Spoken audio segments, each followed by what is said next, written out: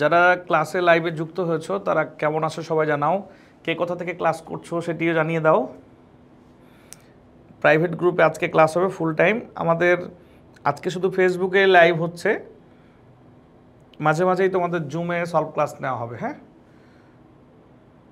এখন যেহেতু শুরুর দিকে পড়াচ্ছি তোমাদের তেমন কোনো কোশ্চিন থাকবে না। তোমরা আমাদের এখানে কমেন্ট করবে কোশ্চিন থাকলে। যদি কোনো কারণে দেখা যায় যে তোমাদের অনেক বেশি প্রবলেম থাকছে, সরাসরি কথা বলার প্রয়োজন, আমরা জুম লিঙ্ক তোমাদেরকে দিয়ে দিব। আচ্ছা, অলরেডি কমেন্ট করছো জাহাঙ্গীরনগর ইউনিভার্সিটি সাভার থেকে। আলহামদুলিল্লাহ ভালো আছি। মুজদাহিদ খন্দকার বলছো। সবাই কেমন আছো, কে কোথা থেকে ক্লাস করছো জানিয়ে দাও। এখনও সবাই যুক্ত হয় নাই, যুক্ত হয়ে গেলে আমরা ক্লাস শুরু করব। তোমরা কি দেখতে ও শুনতে ঠিকমতো পাচ্ছ কি না আমাকে একটু জানাও। দেখতে ও শুনতে পাচ্ছ কি না ঠিকমতো জানিয়ে দাও।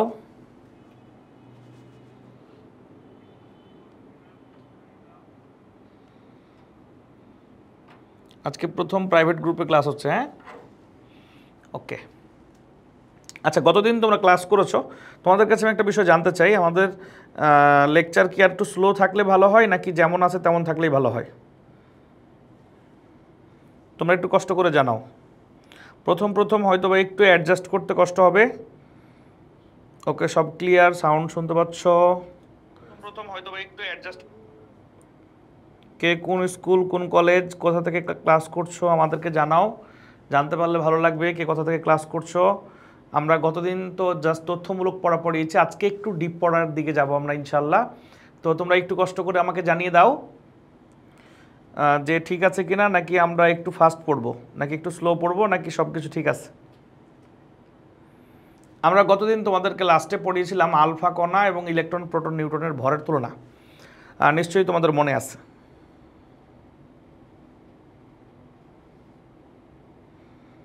আলফা কণা, ইলেকট্রন প্রোটন নিউট্রনের ভরের তুলনা।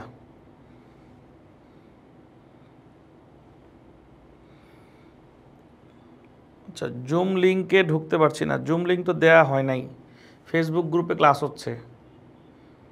জুম লিঙ্কে তো দেয়া হয় নাই, তুমি ফেসবুকে জয়েন করো। বেদন বলছে একটু ফাস্ট হলে ভালো হয়। ওকে, প্রথম দিকে 2-3টা ক্লাস আসলে একটু স্লো থাকার প্ল্যান ছিল আমার, কারণ আসলে আমরা এটা একটা পেইড কোর্স, ফ্রি কোর্স না। আমরা চাই তোমাদের একদম পরিপূর্ণভাবে প্রতিটা টপিক ক্লিয়ার হয়ে যাক। তোমরা অনেক জায়গায় লাইভে অনেক ধরনের ক্লাস করে থাকতে পারো, বাট ফাইনালি আমরা চাচ্ছি আমাদের ক্লাসটি যতটুকু না প্রমোটিভ হবে তার থেকে বেশি ইফেক্টিভ হোক। তোমরা এখান থেকে সত্যিকার অর্থে কিছু শেখো, এবং আমরা খেয়াল করব আসলে অনলাইন ক্লাসে এখানে প্রায় 60 থেকে 70 জন, অনেকে হয়তো ফেসবুক গ্রুপে জয়েন হয় নাই, 70 জনের মতো স্টুডেন্ট হচ্ছে পেমেন্ট করে এই ক্লাসে যুক্ত হয়েছো, কিন্তু সবাই লাইভে থাকতেছো না। মনে রাখবা, আমরা প্রথম কোর্স ছিল সাইকেল 1, এই জন্য কিন্তু অনেক কম টাকায় কোর্স রাখছি। তোমরা যারা রেগুলার লাইভে ক্লাস করবা তাদের জন্য আমরা পরবর্তীতে কনসিডার করবো, বাট যারা লাইভে ক্লাস করবা না, অবশ্যই পরবর্তীতে কোর্স ফি বাড়িয়ে দেওয়া হবে যদি তোমরা এরকমভাবে ক্লাসকে কম গুরুত্ব দাও। কারণ অনলাইন ক্লাস হোক অফলাইন ক্লাস হোক, ক্লাস তো ক্লাসই, তুমি সেখান থেকে প্রপারলি পড়ালেখা শিখবা। ওকে, যারা কমেন্ট করছো অনেক ধন্যবাদ। নারায়ণগঞ্জ থেকে কমেন্ট করছো অনেকেই, সালাম দিচ্ছ। ওয়ালাইকুম সালাম। চাঁদপুর গভর্নমেন্ট কলেজ, তারপর হচ্ছে ময়মনসিংহ থেকে ক্লাস করছো, সাভার থেকে ক্লাস করছো। তোমাদের সবাইকে অনেক ধন্যবাদ। সব কিছু ঠিক আছে কি না হ্যাঁ জানিয়ে দাও।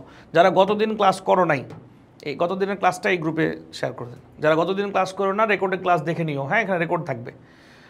ওকে, আমরা আজকে যেই পড়াটা পড়ার চেষ্টা করব সেটা হচ্ছে রাদারফোর্ডের আলফা কণা বিচ্ছুরণ পরীক্ষা। রাদারফোর্ডের আলফা কণা বিচ্ছুরণ পরীক্ষা। আচ্ছা, মনে রাখতে হবে একটি বিষয়, মনে রাখতে হবে আমরা মনে করি খাতায় হেডিং দিতে পারো, মনে করি যেন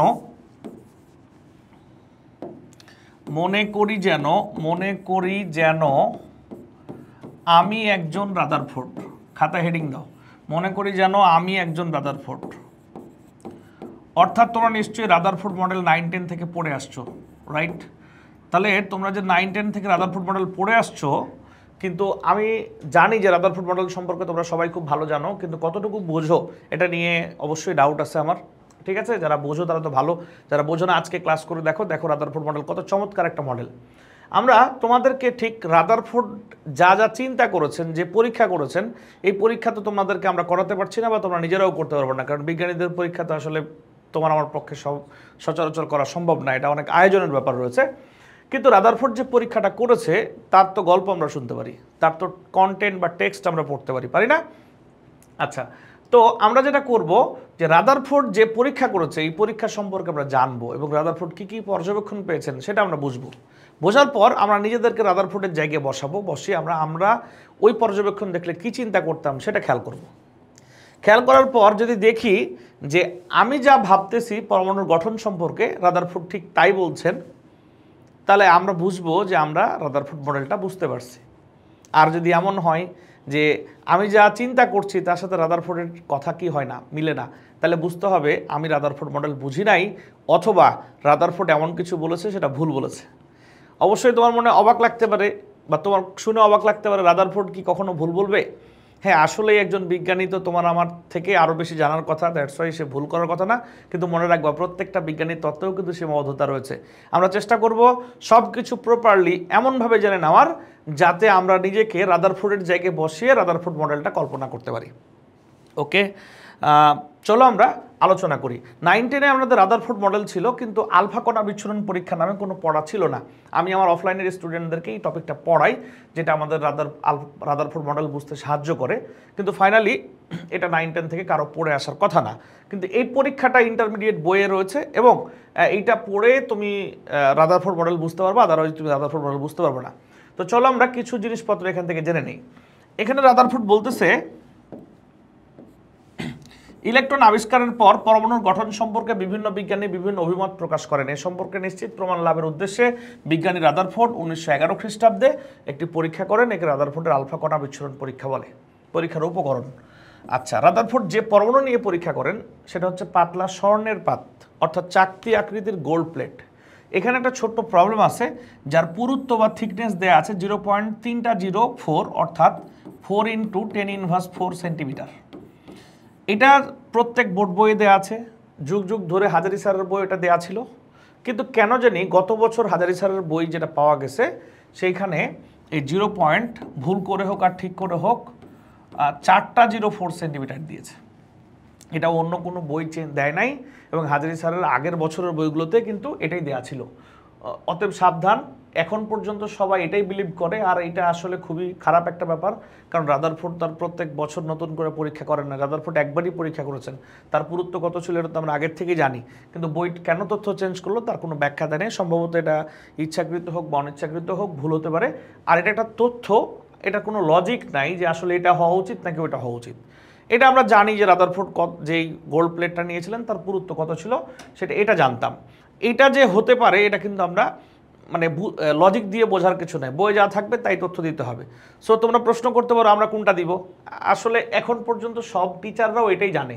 সো এটাই মনে রাখো, যদি পরবর্তীতে দেখা যায় অন্যান্য বইগুলো তথ্য চেঞ্জ করছে তখন হয়তো বা তুমি তথ্য চেঞ্জ করতে পারো। ওকে, রাদারফোর্ডের আলফা কণা বিচ্ছুরণ পরীক্ষাটা কি? আসলে বিচ্ছুরণ পরীক্ষা মানে চাকতি আকৃতির যে গোল্ড প্লেট থাকবে, অর্থাৎ রাদারফোর্ড যে পরমাণুটা নিয়ে পরীক্ষা করছেন সেটি গোল্ড প্লেট, সেটি একটি চাকতি আকৃতির গোল্ড প্লেট, থালার মতো, প্লেটের মতো।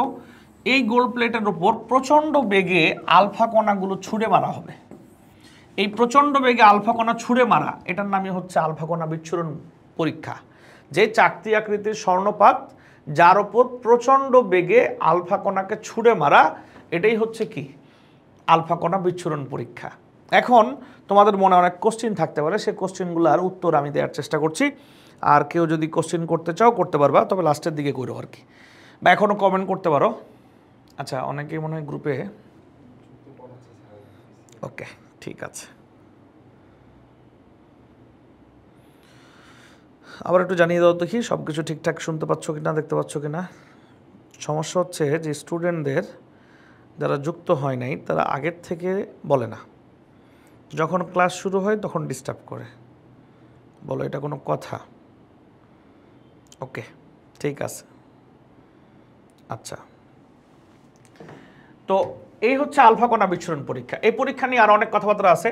রাদারফোর্ড এই পরীক্ষার জন্য, রাদারফোর্ড এই আলফা কণা বিচ্ছুরণ পরীক্ষার জন্য জিঙ্ক সালফাইড পর্দা বা প্রলেপ ব্যবহার করেন। আচ্ছা, অর্থাৎ তিনি যে গোল্ড প্লেটটা ব্যবহার করেন তার পেছনে এমন একটা পর্দা দেন বা প্রলেপ দেন যেটা হচ্ছে জিঙ্ক সালফাইড পর্দা ZNS। আচ্ছা, প্রশ্ন হচ্ছে রাদারফোর্ড আলফা কণা ছুঁড়ে মারতেছে, তো তার পেছনে কেন জিঙ্ক সালফাইড পর্দা দেওয়া উচিত বা দিতে হবে? খেয়াল রাখতে হবে, এই যে জিঙ্ক সালফাইড পর্দা বা প্রলেপ, এই জিঙ্ক সালফাইড পর্দা বা প্রলেপ আমরা নিশ্চয়ই 9-10-এ যখন ফিজিক্স পড়ি তখন আলফা বিটা গামা রশ্মি পড়েছি। ওইখানে নিশ্চয়ই মনে আছে তোমাদের যে আলফা বিটা গামা রশ্মি পড়ানোর সময় দেখবা ওই ফিজিক্সের 9-10 ফিজিক্সের যেখানে আলফা রশ্মির বর্ণনা দেওয়া আছে ওখানে একদম লাস্ট পয়েন্টে বলে দেওয়া আছে আলফা কণা জিঙ্ক সালফাইড দ্রবণে প্রতিপ্রভা সৃষ্টি করে। অর্থাৎ আলফা কণা খালি চোখে দেখা যায় না। আমরা যে গোল্ড প্লেটের উপর আলফা কণা ছুঁড়ে মারবো, এই আলফা কণাটা এই স্বর্ণপাতটাকে ভেদ করে গেল নাকি গেল না, নাকি বেঁকে গেল, নাকি ফিরে আসলো, এটা কিন্তু আমরা খালি চোখে দেখতে পাবো না। তাহলে কি করতে হবে? যদি আমরা এর পেছনে একটা জিঙ্ক সালফাইড পর্দা বা প্রলেপ ব্যবহার করি তখন আলফা কণা ছুঁড়ে মারার সময় আলফা কণা কোন দিকে গেল তা কিন্তু বোঝা যাবে। অর্থাৎ আলফা কণাটা আলোকিত হবে, যেটাকেই বলা হয় যে আলফা কণা খালি চোখে দেখা যায় না, কিন্তু জিঙ্ক সালফাইড দ্রবণে আলফা কণা প্রতিপ্রভা সৃষ্টি করে। অর্থাৎ যে আলফা কণা খালি চোখে দেখতে পেতাম না, যদি আমরা গোল্ড প্লেটের পেছনে জিঙ্ক সালফাইড পর্দা ব্যবহার করি তাহলে ওই আলফা কণাটা খালি চোখে আমরা কি দেখতে পারবো। নিশ্চয়ই সবাই বুঝতে পারছো। তাহলে একটা কোশ্চিন নোট করে নিতে পারো একটা, যে জিঙ্ক সালফাইড পর্দা বা রাদারফোর্ড তার পরীক্ষায় জিঙ্ক সালফাইড পর্দা বা প্রলেপ ব্যবহার করে কেন, ব্যাখ্যা করো। তখন তার উত্তর হবে কি, আলফা কণা খালি চোখে দেখা যায় না, যখন আমরা আলফা কণা ছুঁড়ে মারি বা আলফা কণা বিচ্ছুরণ পরীক্ষা রাদারফোর্ড করে তখন আলফা কণা ঠিক গোল্ড প্লেটকে ভেদ করে যেতে পারলো নাকি পারলো না, নাকি বেঁকে গেল, এই ব্যাপারটা বোঝার জন্যই গোল্ড প্লেটের পেছনে একটা পর্দা বা প্রলেপ রাদারফোর্ড ব্যবহার করেন, তার নাম হচ্ছে জিঙ্ক সালফাইড পর্দা। নিশ্চয়ই বুঝতে পারছো কিনা আমাকে একটু কমেন্ট করে জানাও। তোমরা নিশ্চয়ই গতদিন আলফা কণা সম্পর্কে জেনেছো। আলফা কণা হচ্ছে একটা তেজস্ক্রিয় মৌল থেকে পাওয়া যায়। কারা তেজস্ক্রিয় মৌল? যে মৌলগুলোর পারমাণবিক সংখ্যা 82 এর ওপরে, যাদের পারমাণবিক সংখ্যা 82 এর ওপরে তারা হচ্ছে রেডিও অ্যাক্টিভ মৌল বা তেজস্ক্রিয়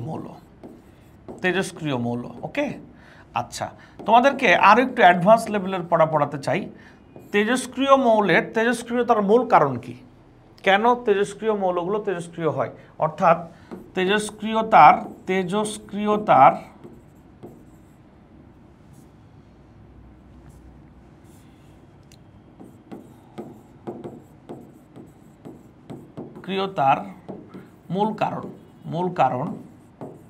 মূল কারণ হচ্ছে, দেখো খেয়াল করে দেখো, আমি বোঝাচ্ছি তারপর ব্যাখ্যা দিচ্ছি।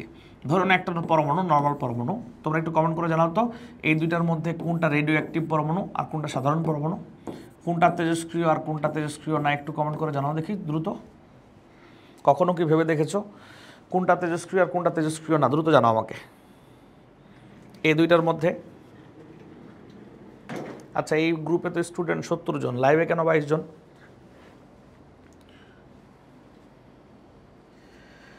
সবাইকে লাইভে ক্লাস করতে হবে, হ্যাঁ? বলো, অলরেডি একজন কমেন্ট করেছো ইউরেনিয়াম হচ্ছে তেজস্ক্রিয় মৌল।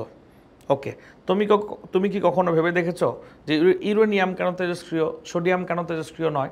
আচ্ছা, খেয়াল করে দেখো, দেখবা তুমি যা ভাবতেছো তার উত্তর পেয়ে গেছো। এখানে দেখো প্রোটন সংখ্যা হচ্ছে 11টা, নিউট্রন সংখ্যা 12টা, অর্থাৎ প্রোটন সংখ্যা নিউট্রন সংখ্যা প্রায় সমান। কিন্তু এইখানে দেখো প্রোটন সংখ্যা হচ্ছে 92টা আর নিউট্রন সংখ্যা হচ্ছে 146।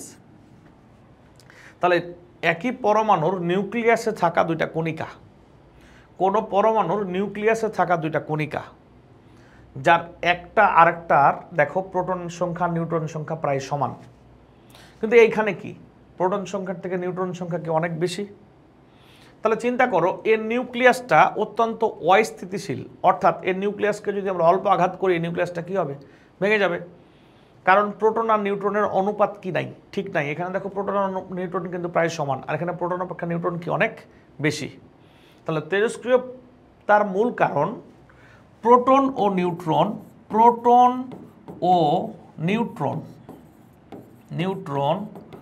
এর উচ্চ অনুপাত। তাহলে তেজস্ক্রিয় পদার্থের তেজস্ক্রিয়তার মূল কারণ প্রোটন ও নিউট্রনের উচ্চ অনুপাত।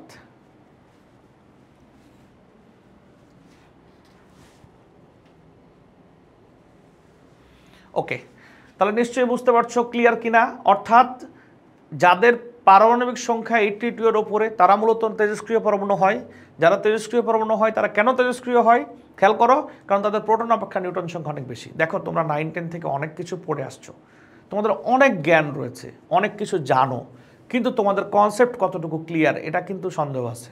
দেখো তোমাদের অনেক বিষয়ের হয়তো কনসেপ্ট ক্লিয়ার না, আমরা প্রত্যেকটা জিনিস একদম খুঁটিয়ে খুঁটিয়ে এমনভাবে বেসিক তৈরি করার এবং কনসেপ্ট ক্লিয়ার করার চেষ্টা করব যাতে তোমরা ইন্টারমিডিয়েট কেমিস্ট্রি নিয়ে আর ভয় না থাকো। খেয়াল রাখতে হবে, একটা বিষয় খেয়াল রাখতে হবে, যদি শুরুতেই গুণগত রসায়ন পড়তে চমৎকারভাবে কনসেপ্ট ক্লিয়ার করতে না পারো, বেসিক ক্লিয়ার করতে না পারো, অর্থাৎ ফাউন্ডেশনটা তৈরি করতে না পারো, অন্য চ্যাপ্টারগুলো তোমার জন্য কঠিন হয়ে যাবে।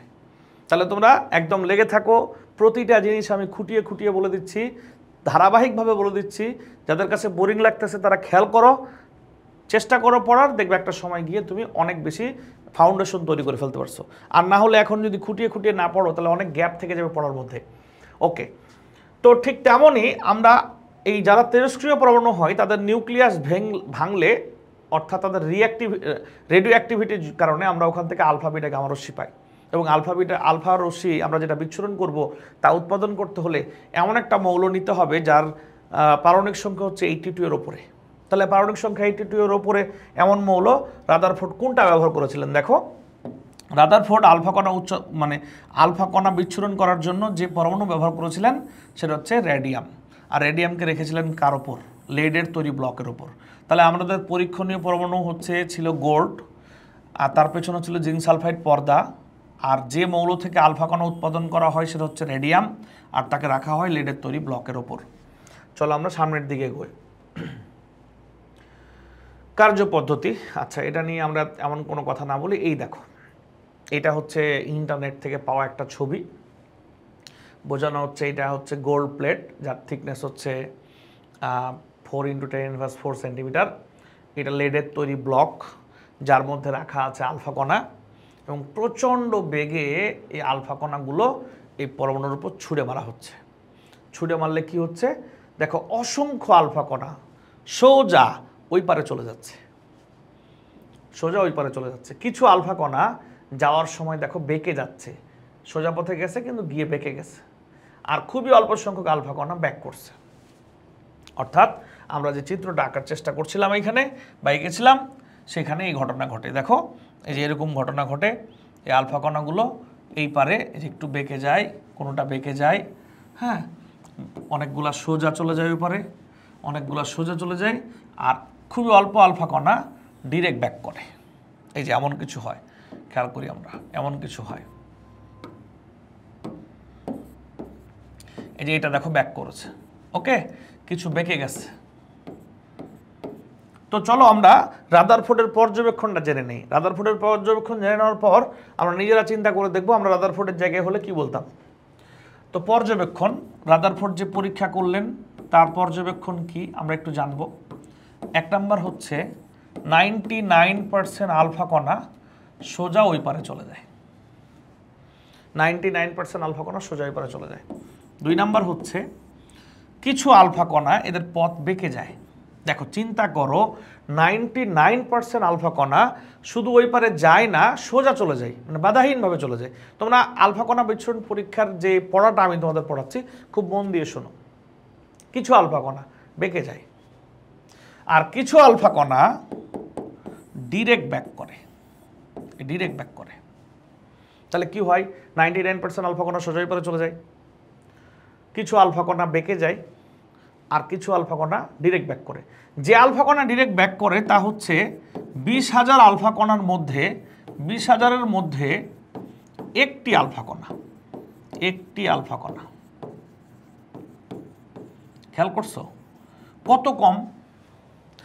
মানে 99% আলফা কণা সোজা ওই পারে চলে যাচ্ছে, তা বাকি থাকে মাত্র 1%।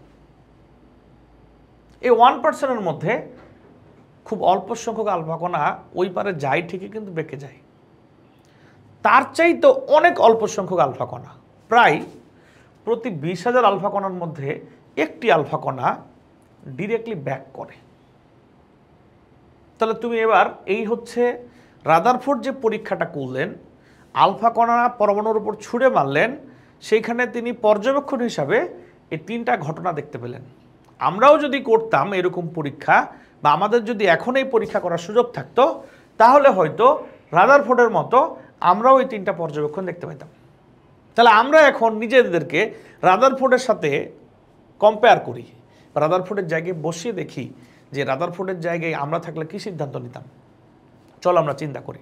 আচ্ছা, তো দেখা যাক, চিন্তা করে দেখো, এই যে আমরা চিত্রটা এঁকেছি, এখানে যে আলফা কণাগুলো আমরা ছুঁড়ে মারলাম, এই যে দ্বিধনাত্মক আলফা কণাগুলো আমরা ছুঁড়ে মারতেছি, এই আলফা কণাগুলোর মধ্যে প্রায় 99% আলফা কণা ওই পারে শুধু চলেই যাচ্ছে না, সোজা ওই পারে চলে যাচ্ছে। এটা কি প্রমাণ করে? এটা প্রমাণ করে পরমাণুর অধিকাংশ জায়গায় ফাঁকা। যদি পরমাণুর অধিকাংশ জায়গায় ফাঁকা না হতো তাহলে কিন্তু ডিরেক্টলি আলফা কণা ওই পারে চলে যেত না, একটু এঁকে বেঁকে হলো যেত, বা এতগুলো আলফা কণা যেতে পারতো না। অল্প আলফা কণা না, কিন্তু 99% আলফা কণা সোজা ওই পারে চলে যায়। ক্লিয়ার ব্যাপারটা? তাহলে এই 99% আলফা কণা সোজা ওই পারে চলে যাওয়া আমাদেরকে প্রমাণ করাই, কি প্রমাণ করাই? যে পরমাণুর অধিকাংশ স্থানই ফাঁকা। তবে একটা কথা মনে রাখতে হবে, এই ফাঁকা স্থানে ইলেকট্রন থাকতে পারে। কেন ইলেকট্রন থাকতে পারে, বা ইলেকট্রন থাকলে কেন আলফা কণা ওই পারে যাওয়ার সময় বাধা পাবে না? চিন্তা করে দেখো, মনে করো তুমি যে জায়গায় আছো এই জায়গায় দুইটা গাড়ি, মনে করো দুইটা প্রাইভেট কার সংঘর্ষ লাগছে। তাহলে ব্যাপারটা কি কখন এরকম হবে যে একটা প্রাইভেট কারের সংঘর্ষে আরেকটা প্রাইভেট কার 1 কিলোমিটার দূরে গিয়ে পড়বে? এটা কিন্তু হওয়ার সুযোগ নাই। কেন নাই? কারণ ওই গাড়ি দুইটার ভর এবং বেগ প্রায় কাছাকাছি, অর্থাৎ দুইটা গাড়ি কাছাকাছি বেগ নিয়ে চলে এবং দুইটা গাড়ির ভরও কাছাকাছি। কিন্তু এবার কল্পনা করো তো, যদি একজন বাইসাইকেল আরোহী অনেক বেশি ক্ষিপ্ত হয়ে একটা চলন্ত ট্রেনকে ধাক্কা দেয়, তাহলে কি হবে? তাহলে নিশ্চয়ই বাইসাইকেল আরোহীর ধাক্কায় ট্রেন ছিটকে পড়ে যাবে, না কি মনে করো তুমি? কমেন্ট করে জানাও। নিশ্চয়ই বাইসাইকেল আরোহী যদি প্রচণ্ড রাগান্বিত হয়ে প্রচণ্ড বেগে চলন্ত ট্রেনকে ধাক্কা দেয়, কি হবে? বাইসাইকেল আরোহী ট্রেনকে যে ধাক্কা দিয়েছে, ট্রেন এটা বুঝতেই পারবে না। আর ট্রেনের সামনে গিয়ে যদি বাইসাইকেল আরোহী পড়ে, তো বাইসাইকেল সহ কয়েক কিলোমিটার দূরে গিয়ে পড়বে। নিশ্চয়ই তোমরা একমত হবা। তার মানে কি দাঁড়ালো ঘটনা? ট্রেন কেন বাইসাইকেল আরোহীকে বাইসাইকেল আরোহী এত ক্ষেপে গিয়ে রাগান্বিত হয়ে ট্রেনকে ধাক্কা দিল, কিন্তু ট্রেন কেন বুঝলো না? কারণ ট্রেনের বেগ বাইসাইকেল আরোহীর বেগের থেকে অনেক বেশি, এবং ট্রেনের ভর বাইসাইকেল আরোহী এবং বাইসাইকেল দুজন মিলে ভরের থেকেও অনেক অনেক গুণ বেশি। তাহলে এত ভারী একটা বস্তুর সামনে যখন, চলন্ত একটা বস্তুর সামনে যখন একটা অনেক কম ভারী একটা বস্তু বাধা হয়ে দাঁড়াচ্ছে, তখন ওই ভারী বস্তুটা বুঝতেই পারছে না যে তাকে কেউ চলতে বাধা দিচ্ছে। ঠিক তেমনই তোমরা নিশ্চয়ই গত ক্লাস যারা করেছো তারা জানো যে একটা আলফা কণা এবং একটা ইলেকট্রনের ভরের তুলনা করতে গেলে কতটি ইলেকট্রনের ভর সমান একটা আলফা কণার ভর? সবাই কমেন্ট করে জানাও দেখি কতটুকু মনে আছে। বলো, একটি আলফা কণার ভর সমান কতটি ইলেকট্রনের ভর? একটু ক্লাসে ইন্টারেক্টিভ থাকতে হবে, তাহলে ক্লাসটা নিয়ে আমি ভালো ফিল করব। বলো দেখি, একটি আলফা কণা সমান কতটি ইলেকট্রনের ভর? দ্রুত কমেন্ট করে জানাও। অনেকে কমেন্ট করছে সাইকেল পড়ে যাবে।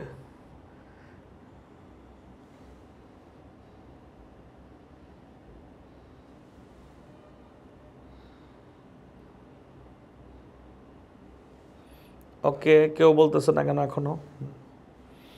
একটি আলফা কণা সমান কতটি ইলেকট্রনের ভর? কে বলতে পারে? একটি আলফা কণা সমান কতটি ইলেকট্রনের ভর? দ্রুত কমেন্ট করো, দ্রুত কমেন্ট করো। একটি আলফা কণা সমান কতটি ইলেকট্রনের ভর? একজন লিখছে 4টি, তা অনেকক্ষণ পর। সম্পূর্ণ ভুল উত্তর। একটি আলফা কণা সমান কতটি ইলেকট্রনের ভর?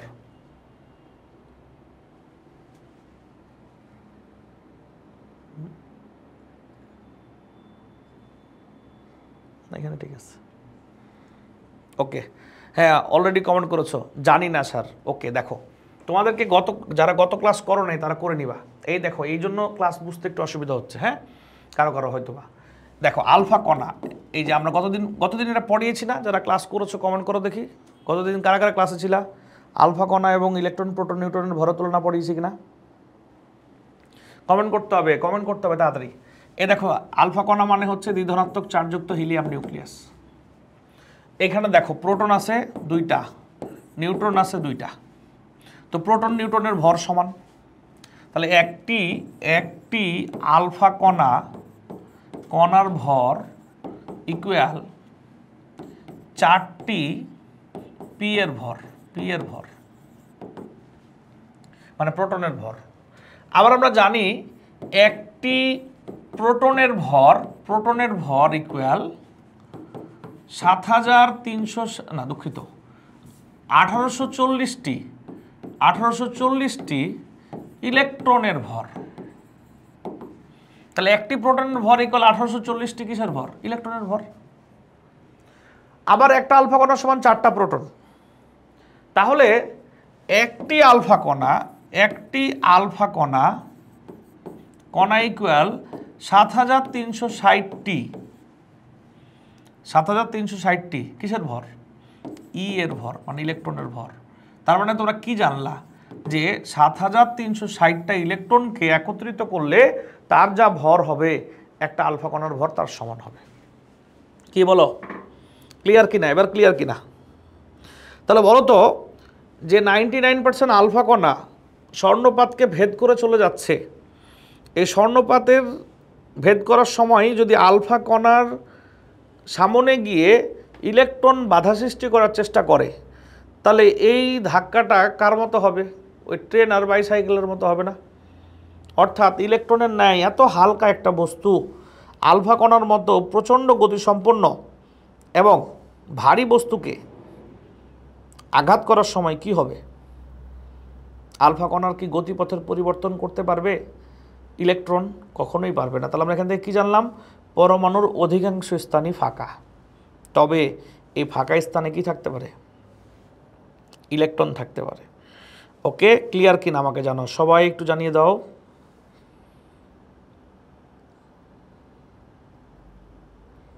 অনেকে জয়েন হতে পারছে না।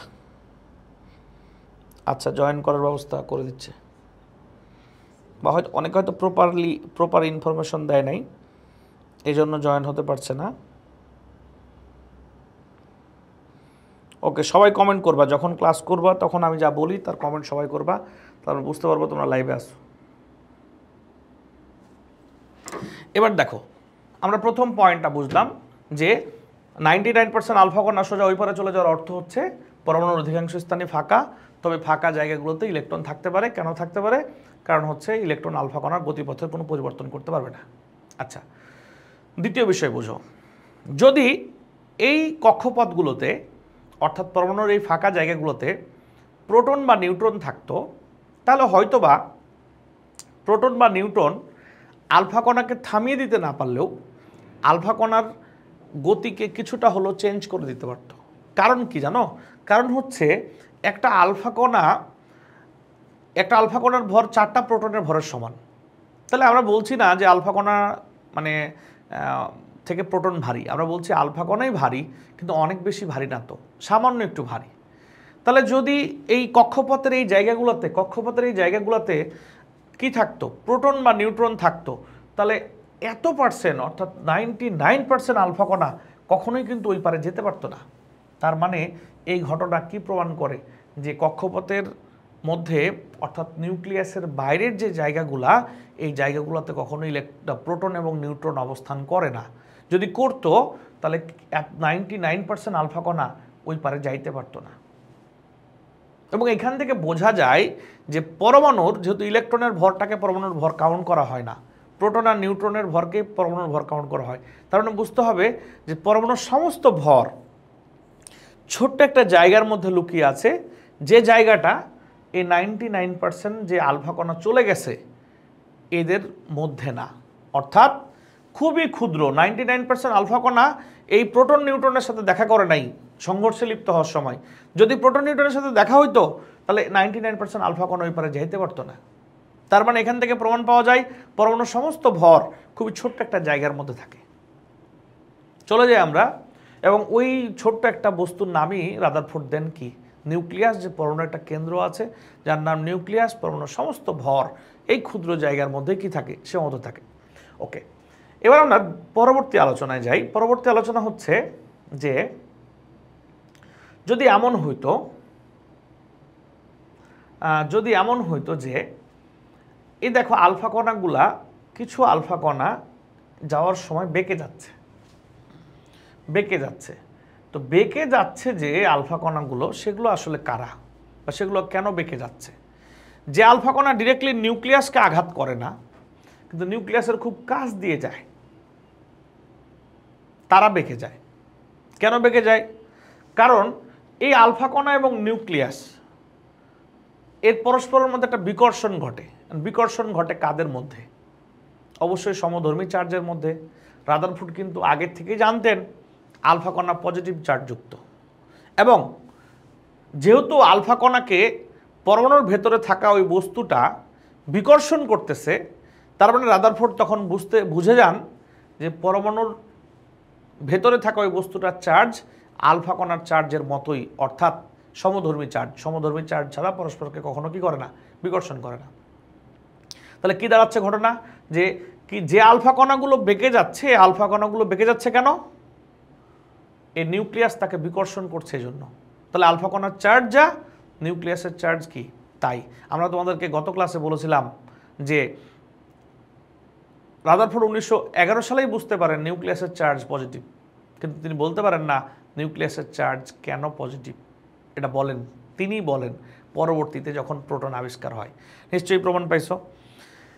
এবার চলে যাই আমরা পরবর্তী আলোচনায়। কি আলোচনা? স্যার আলফা কণা সোজা ওই পারে গেল, এটাও বুঝলাম যে অধিকাংশ জায়গায় ফাঁকা জায়গায় ইলেকট্রন থাকতে পারে, ইলেকট্রন গতিপথের পরিবর্তন করতে পারবে না।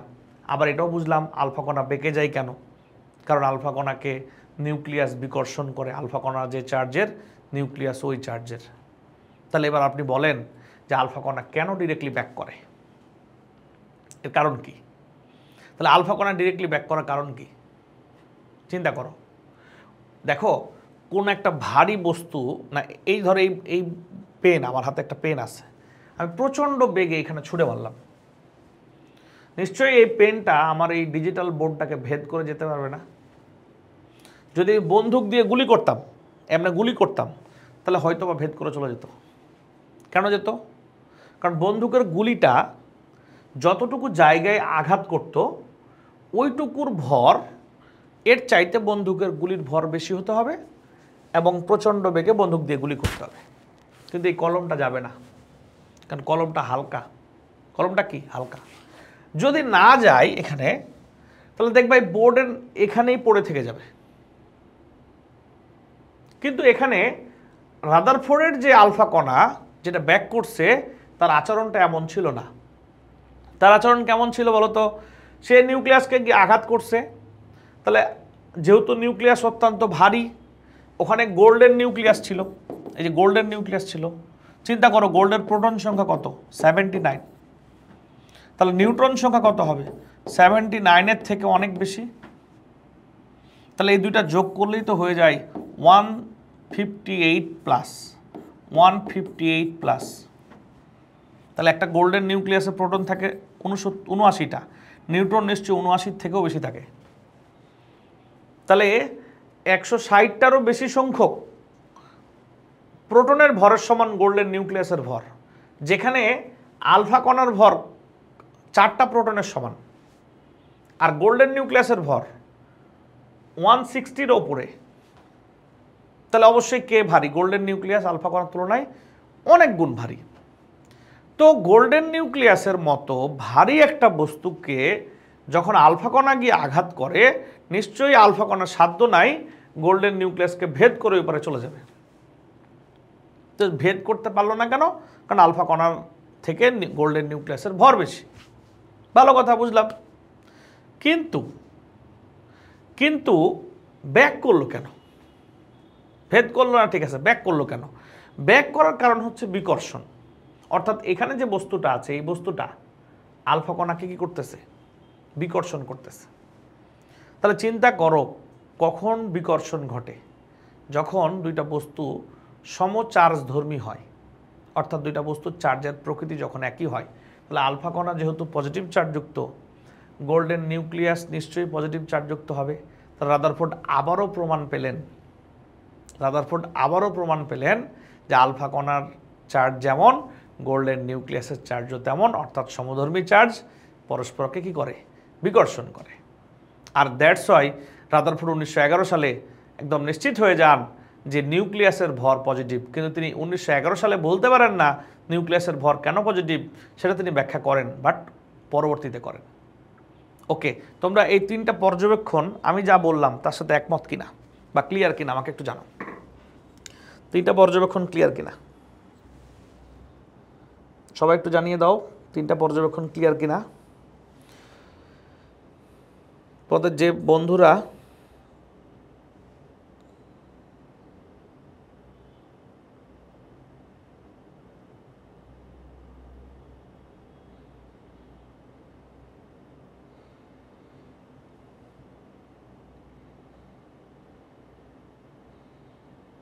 তোমাদের যে বন্ধুরা ক্লাস করে নাই লাইভে, তাদেরকে একটু মেনশন করতে পারো। ওকে, ক্লিয়ার কিনা আমাকে জানাও।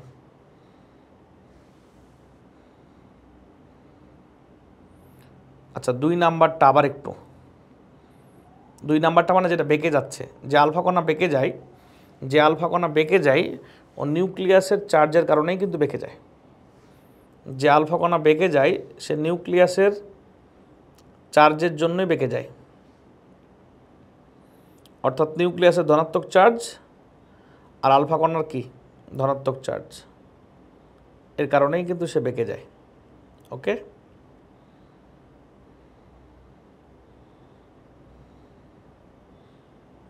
কারো কোনো কোশ্চেন আছে আর?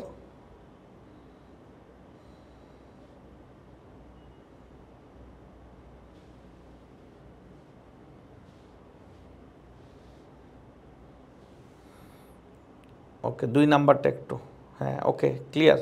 আচ্ছা, ধন্যবাদ। আমরা এবার চলে যাই পরবর্তী আলোচনায়। ওকে, নো মানে কি কোনো প্রবলেম নাই? এই যে দেখো, এই চিত্রটা এখানে আবার দেখানো হচ্ছে, পর্যবেক্ষণ যেটা আমরা তোমাদেরকে পড়ালাম। 99% আলফা কণা এই পাত ভেদ করে সোজাসুজি চলে যায় এবং জিঙ্ক সালফাইড পর্দাকে দীপ্তমান করে। তবে মাত্র কয়েকটি তাদের পথ বেঁকে যায়। খুব কম সংখ্যক আলফা কণা, প্রায় 20,000-এর মধ্যে একটি আলফা কণা সোজা বিপরীত দিকে ফিরে আসে। ওকে, দেখো এখান থেকে সিদ্ধান্ত, অর্থাৎ রাদারফোর্ড যে সিদ্ধান্ত নিয়েছে তার সাথে আমরা কতটুকু মতামত প্রদর্শন করছি আমরা সেটা খেয়াল করব। এখানে বলা হচ্ছে পরমাণুর অধিকাংশ স্থানই ফাঁকা।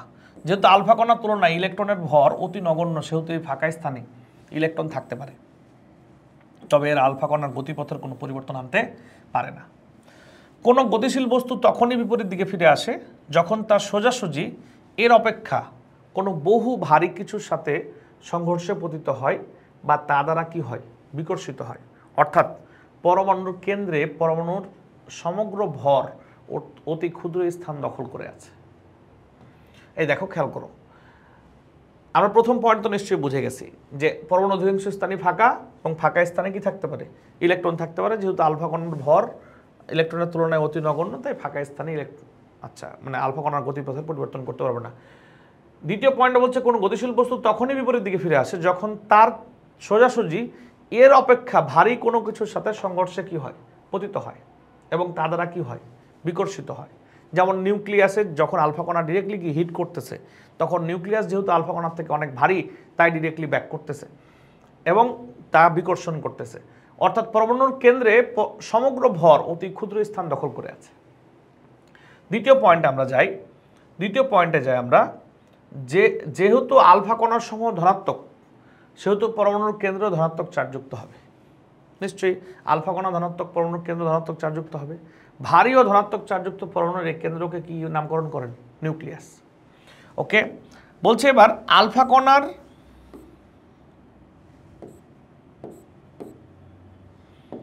দেখো, আলফা কণার গতিপথের পরিবর্তন হিসাব করে দেখেন যে পরমাণুর নিউক্লিয়াসে ধনাত্মক চার্জের পরিমাণ মৌলের পারমাণবিক সংখ্যার সমান। এটা পরবর্তীতে তিনি একটা গবেষণা করে দেখেন যে আলফা কণার পরিমাণ, মানে পরমাণুতে নিউক্লিয়াসে ধনাত্মক চার্জ যে পরিমাণ থাকে, এটাই হচ্ছে পারমাণবিক সংখ্যার সমান। আমরা নিশ্চয়ই 9-10 থেকে জানতাম যে পরমাণুর তুলনায় নিউক্লিয়াসের আকার ছোট, বাট আমরা জানতাম না কতটুকু ছোট।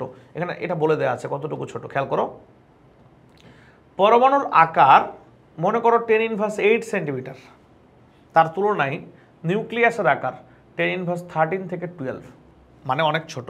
অর্থাৎ ব্যাপারটা এরকম যে পরমাণুর আকার যদি হয় 10⁻8 সেন্টিমিটার, তাহলে নিউক্লিয়াসের আকার হবে 10⁻12 থেকে 10⁻13।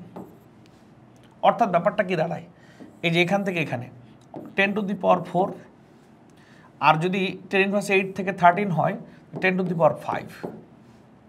10⁴ মানে কত? 10,000। 10⁵ মানে কত? চিন্তা করো, 1 লক্ষ। 1 লক্ষ, ওকে, এই যে 100,000। তাহলে পরমাণুর আকারের তুলনায় নিউক্লিয়াসের আকার 10,000 থেকে 1 লক্ষ গুণ ছোট। পরমাণুর আকারের তুলনায় নিউক্লিয়াসের আকার 10,000 থেকে 1 লক্ষ গুণ ছোট। বলো ব্যাপারটা ক্লিয়ার কিনা? সবাই একটু জানিয়ে দাও আলফা কণা বিচ্ছুরণ পরীক্ষা ক্লিয়ার কিনা এবং অনেক কিছু বুঝতে পেরেছো কিনা। আমরা এবার কথা বলবো কিছু চমৎকার পয়েন্ট নিয়ে। তোমরা 9-10 বোর্ড বই এটা পড়ো নাই,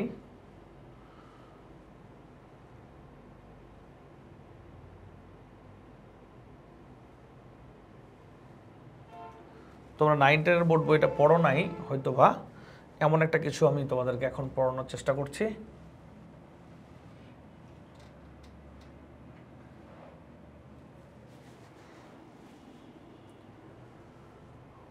তোমরা নিশ্চয়ই আমাদের লেকচার বুক পেয়েছো, তাই না? সবাই প্রিন্টেড লেকচার বুক পেয়েছো না?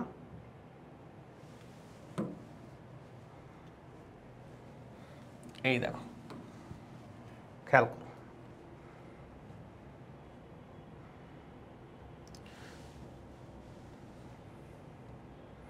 আমরা একটু এখান থেকে পড়ি, পরমাণু মডেল নিয়ে কথা বলি। এখানে যা লেখা আছে সবই 9-10 পড়েছো।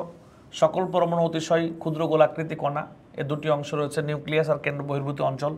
দ্বিতীয় পয়েন্ট হচ্ছে পরমাণুর কেন্দ্রস্থলে অত্যন্ত ক্ষুদ্র পরিসরে ধনাত্মক চার্জযুক্ত একটি বস্তু কণা আছে, একে নিউক্লিয়াস বলে। এর আয়তন সমগ্র পরমাণুর আয়তনের তুলনায় অতিশয় কি ক্ষুদ্র। এবার হচ্ছে পরমাণুর প্রায় সবটুকু ভর নিউক্লিয়াসে পঞ্জীভূত থাকে, তাই মোটামুটি নিউক্লিয়াসের ভরই কি পারমাণবিক ভর।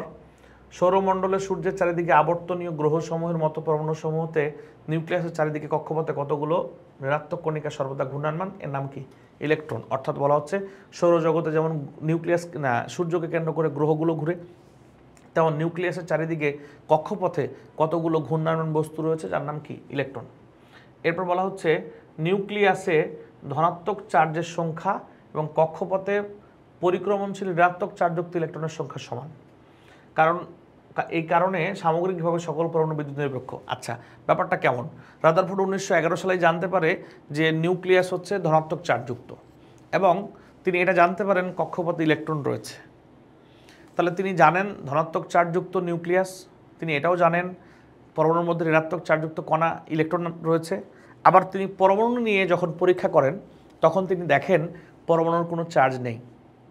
ভালো করে খেয়াল করো, নিউক্লিয়াসে ধনাত্মক চার্জ আছে, আবার তিনি জানেন যে কক্ষপথে ইলেকট্রন রয়েছে যার চার্জ ঋণাত্মক। আবার পরমাণু নিয়ে তিনি যখন পরীক্ষা করতেছেন তখন দেখতেছেন এর কোনো চার্জ নাই।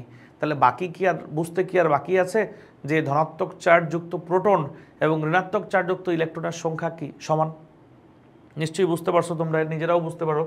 ওকে, এইখানে একটা কথা তোমরা ভালো করে হয়তো বা 9-10 পড়ো নাই, কারণ 9-10 বইটা ডিরেক্টলি দেওয়া ছিল না। এই যে ঘূর্ণনরত ইলেকট্রন সমূহের উপর দু প্রকার বল কার্যকর, যথা নিউক্লিয়াস ও ইলেকট্রনের মধ্যে বিরাজিত কেন্দ্রমুখী স্থিরবৈদ্যুতিক আকর্ষণ বল এবং ঘূর্ণনের ফলে কেন্দ্রবিমুখী বল। এই দুই প্রকার বলের মান সমান এবং বিপরীতমুখী। খেয়াল করো, বোর্ডের দিকে তাকাও। এই দেখো নিউক্লিয়াস আর এই দেখো কক্ষপথ। তো আমরা খেয়াল করি এখানে যে ইলেকট্রন রয়েছে, এখানে যে ইলেকট্রন রয়েছে, আচ্ছা মনে করো এই ইলেকট্রন রয়েছে, এই ইলেকট্রন নেগেটিভ চার্জযুক্ত আর নিউক্লিয়াস পজিটিভ চার্জযুক্ত। তো পৃথিবীতে সকল নেগেটিভ চার্জযুক্ত বস্তু আর পজিটিভ চার্জযুক্ত বস্তুর মধ্যে একটা আকর্ষণ বল আছে। এই আকর্ষণ বলের নাম হচ্ছে স্থির বৈদ্যুতিক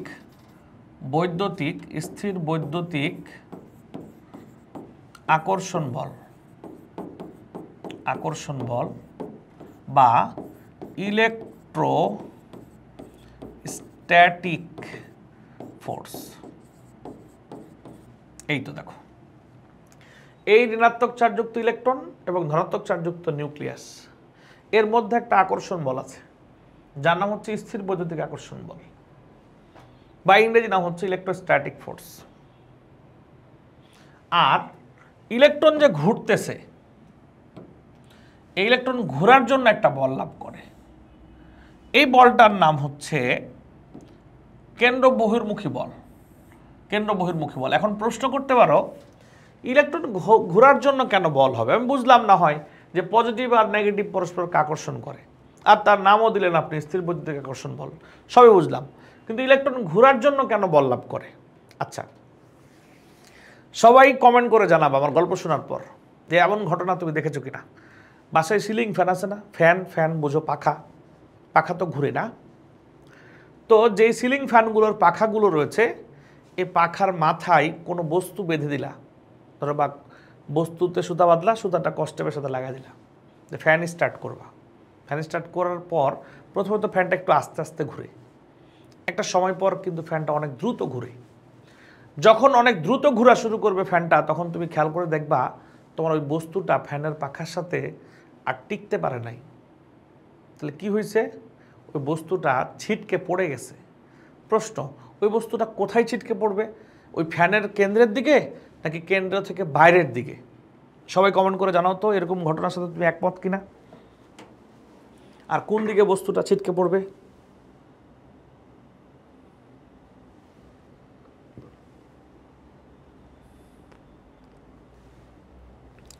সবাই জানো, একটু কষ্ট করে জানো।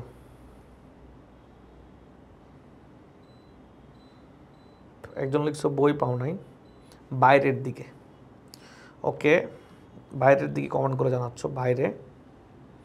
তাহলে এখন থেকে একদম স্পষ্ট করে বুঝে নাও, যদি না বুঝো তাহলে জেনে নাও, কোনো বস্তু যখন কোনো বিন্দুকে কেন্দ্র করে ঘুরে, ও ঘোরার জন্য একটা বল লাভ করে, ঘোরার জন্য একটা বল লাভ করে, এবং এই বলটা হয় কেন্দ্র বহির্মুখী। তাহলে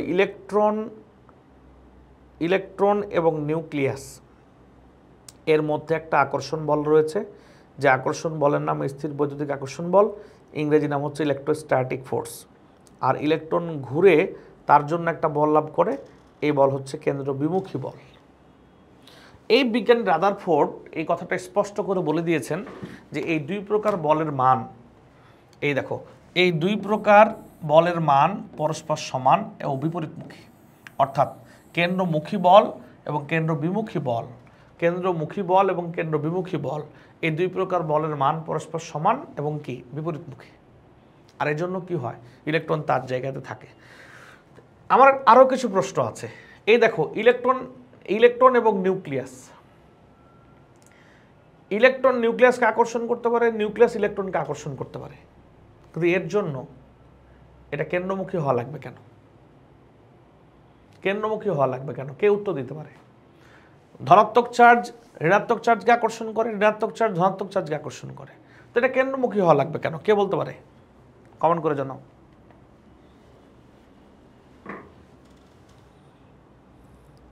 একজন লিখছে স্পর্শ বরাবর। হ্যাঁ, ধন্যবাদ।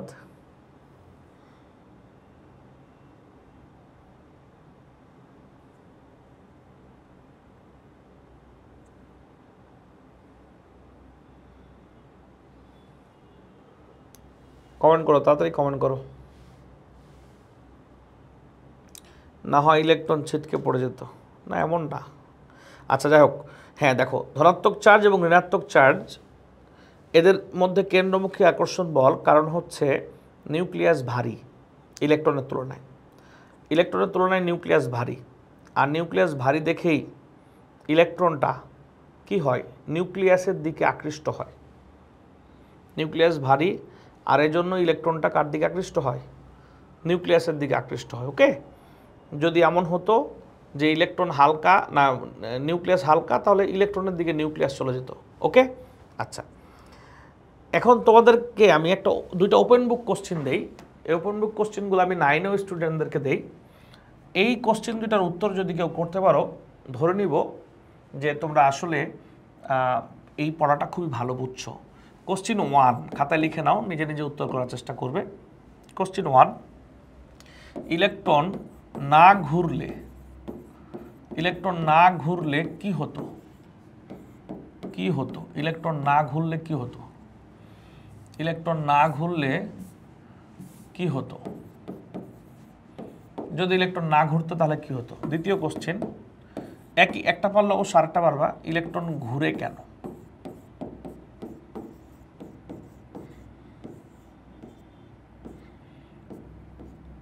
প্রথম কোশ্চেন হচ্ছে ইলেকট্রন না ঘুরলে কি হতো, দ্বিতীয় কোশ্চেন ইলেকট্রন ঘুরে কেন। দুটো ওপেন বুক কোশ্চেন দিলাম, ওপেন বুক কোশ্চেন।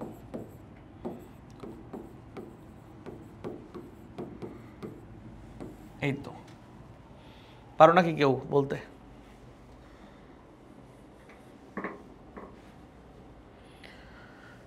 কেউ বলতে পারো নাকি ইলেকট্রন না ঘুরলে কি হতো আর ইলেকট্রন ঘুরে কেন?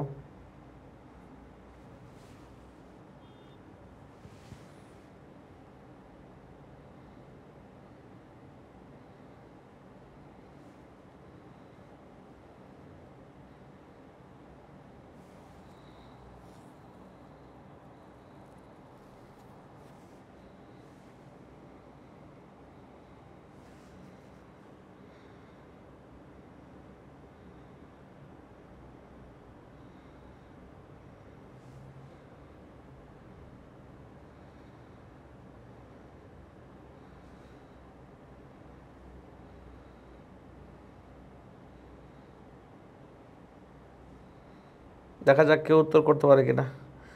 পরমাণুর নিরপেক্ষতা বজায় রাখার জন্য ঘুরে। আচ্ছা, ব্যাপারটা এমন না আর কি। ওকে, দেখো খেয়াল করো, আমি উত্তর দিয়ে দিচ্ছি তোমাদেরকে। হ্যাঁ, উত্তর দিয়ে দিচ্ছি। এই দেখো নিউক্লিয়াস, আর এই দেখো কক্ষপথ, এই হচ্ছে ইলেকট্রন। দেখো ইলেকট্রন যদি না ঘুরে তাহলে এর বহির্মুখী বল কাজ করবে না, এই বলটা উৎপন্ন হবে না। আমি দেখো এই মার্কারটাকে 2 হাত দিয়ে টানতেছি, যদি আমার 2টা হাত সমান হয়, সমানভাবে টানে মার্কারটাকে, তাহলে এইটা যেখানে ছিল সেখানেই থাকবে।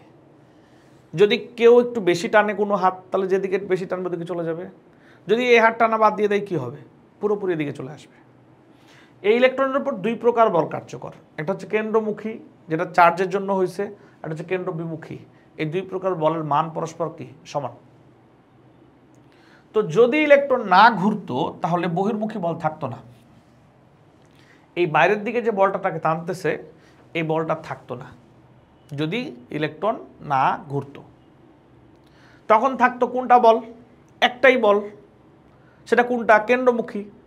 তখন কি হতো চিন্তা করো, তখন ইলেকট্রনটা কেন্দ্রে পড়ে যেত। আর যদি ইলেকট্রন তার জায়গা থেকে কেন্দ্রে নিউক্লিয়াসের উপর পতিত হয় তাহলে পরমাণু ধ্বংস হয়ে যাবে। তাহলে এই কোশ্চেনটা হুবহু বইয়ে নেয়, আমার নিজের কনসেপ্ট থেকে বানানো একটা কোশ্চেন, পরীক্ষায় তেমন আসে না, বাট এটা বুঝতে সাহায্য করে অনেক কিছু। তাও একবার ঢাকার এক কলেজে ক্লাস টেস্ট পরীক্ষাটা দিয়ে দিছিল, ইলেকট্রন না ঘুরলে কি হতো। তাহলে ইলেকট্রন না ঘুরলে কি হতো? বহির্মুখী বল থাকতো না, আর বহির্মুখী বল যখন থাকতো না তখন বল কাজ করতো একটাই, কারণ পজিটিভ নেগেটিভ চার্জের জন্য যে বল, এটা তো ন্যাচারাল বল, এটা তো তার জন্ম থেকেই আছে, এটা তো আর চেঞ্জ করার সুযোগ নাই। তখন ইলেকট্রনটা কেন্দ্রে পতিত হতো। বলো ক্লিয়ার কিনা? আমাকে সবাই জানো ক্লিয়ার কিনা,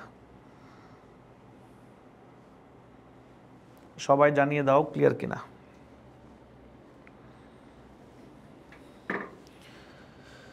কমেন্ট করে জানাও।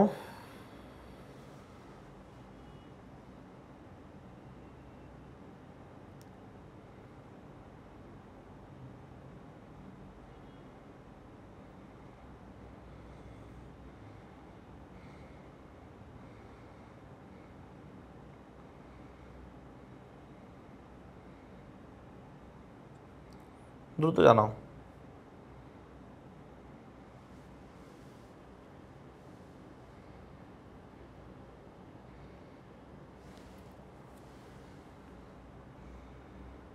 Okay clear.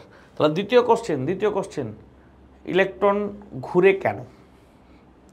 আচ্ছা, ইলেকট্রন ঘুরে নিউক্লিয়াস যাতে তাকে আকর্ষণ করতে না পারে, বা দুঃখিত, মানে নিউক্লিয়াসের আকর্ষণ বলের কারণে সে যাতে কেন্দ্রে পড়ে না যায়, সে যদি না ঘুরে তাহলে তো সে কেন্দ্রে পড়ে যাবে, নিশ্চয়ই সে কেন্দ্রে পড়তে চাইবে না। আচ্ছা যাই হোক, আমি জানি না এখানে কেউ, আমি একটা গল্প বলি, গল্প শোনো। কেউ সিলেটের আসো কিনা, সিলেটের আসো নাকি কেউ, কমেন্ট করো। ওয়াটারফল বা ঝর্ণা দেখছো কখনো? ওয়াটারফল বা ঝর্ণা, পাহাড়ের ওপর থেকে পানি পড়তেছে, প্রচণ্ড বেগে প্রবাহিত হয়, পাথর টাথর থাকে অনেকেই, আমরা অনেকেই ওয়াটারফল বা ঝর্ণায় ঘুরতে যাই। তো প্রচণ্ড বেগে যখন পানি প্রবাহিত হয় তখন মনে করো আমরা এই পাথরের এখানে দাঁড়াইছি কেন? যে প্রকৃতি উপভোগ করবো অথবা ছবি তুলবে জন্য। তো পাথরের ওপর যখন আমরা দাঁড়াবো তখন যে পানি প্রবাহিত হচ্ছে ওই পানিটাকে আমাকে ধাক্কা দিবে না? অবশ্যই ধাক্কা দিবে একটা বলে। তুমি খেয়াল করো যে সৃষ্টিকর্তা আমাদের ব্রেনে এমন কিছু দিয়ে দিছে, তুমি এই পাথরের উপর দাঁড়িয়ে থাকবা, তোমাকে একটা বল ধাক্কা দিচ্ছে, তুমি যদি এরকম হেল্পলেস থাকো, মানে উদাস থাকো, মেন্টালি না নাও যে তোমাকে পানি ধাক্কা দিতে পারে, তোমাকে কিন্তু ঠিকই ভাসিয়ে নিয়ে যাবে। প্রতি বছর এরকম ওয়াটারফলে গিয়ে কমপক্ষে 2-1 জন বিশ্ববিদ্যালয়ের শিক্ষার্থী কিন্তু ক্ষতিগ্রস্ত হয়, আহত বা নিহত হয়। কিন্তু দেখো ঠিকই তোমার ব্রেন কিন্তু ক্যালকুলেট করে ফেলে যে আমাকে ধাক্কা দিচ্ছে, তাই আমাকে কি করতে হবে, এখানে শক্ত করে দাঁড়িয়ে থাকতে হবে। অর্থাৎ যে বলে আমাকে ধাক্কা দিচ্ছে ঠিক তার বিপরীতমুখী বল আমার নিজের উৎপন্ন করতে হবে। মজার একটা ব্যাপার কি দেখো, আমরা কিন্তু ওখানে কেউ মিটার মেপ নিয়ে যায় না যে ওখানে কি বলে ধাক্কা দিবে সেটা মেপে দেখি না, যাতে যদি মানে আমরা ওখানে ঠিক কোনো ওই জায়গাতে যদি আমরা ঠিক যে বলে ধাক্কা দিচ্ছে ওই পরিমাণ বল উৎপন্ন না করে তার থেকে কম অথবা বেশি বল উৎপন্ন করি, বেশি বল উৎপন্ন করলে উল্টা দিকে পড়ে যাব, কম বল উৎপন্ন করলে ভাসিয়ে নিয়ে যাবে। ঠিক যতটুকু বলে আমাকে ধাক্কা দিচ্ছে আমি কিন্তু ততটুকু প্রতিক্রিয়া বল তৈরি করি। আমি তুমি না বুঝলেও কিন্তু আমাদের ব্রেন ঠিকই ক্যালকুলেট করে নেয়। ঠিক এই ঘটনাটা ইলেকট্রনের জন্য ঘটে। ইলেকট্রনকে নিউক্লিয়াস যে বলে আকর্ষণ করে, নিউক্লিয়াস ইলেকট্রনকে যে বলে আকর্ষণ করে ঠিক সমপরিমাণ বহির্মুখী বল ইলেকট্রন তৈরি করে। কিভাবে? ঘোরার মাধ্যমে। তাহলে ইলেকট্রন তার নিজের জায়গায় টিকে থাকতে চায়, যদি ইলেকট্রন না ঘুরে বহির্মুখী বল উৎপন্ন না করে তাহলে সে জানে যে তাকে নিউক্লিয়াস কি করবে, তার দিকে টেনে নিয়ে পতিত করবে এবং পরমাণু ধ্বংস হয়ে যাবে। তাহলে ইলেকট্রন মূলত নিউক্লিয়াস যেহেতু তাকে টানে আকর্ষণ বল দ্বারা, ওই আকর্ষণ বলকে প্রতিহত করার জন্য ইলেকট্রন তার জায়গায় ঘুরে। নিশ্চয়ই তোমরা এই পড়াটা 9-10-এও এগুলো পড়েছো, 9-10 থেকে জানো, কিন্তু আমার মনে হয় তোমরা এখন বুঝতে পারছো। আসলে কতটুকু বুঝছো আমাকে একটু জানাও, কতটুকু বুঝছো, কনসেপ্ট কতটুকু ক্লিয়ার আমাকে একটু জানাও।